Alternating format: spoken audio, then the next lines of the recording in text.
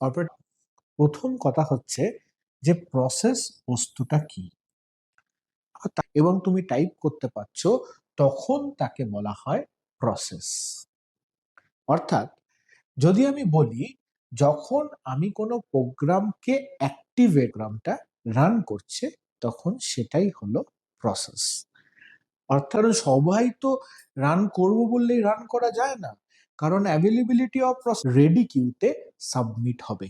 Ready Q, Q মানে লম্বা line, অর্থাৎ যে সেই প্রসেসগুলো সেই প্রায়োরিটি অনুযায়ী।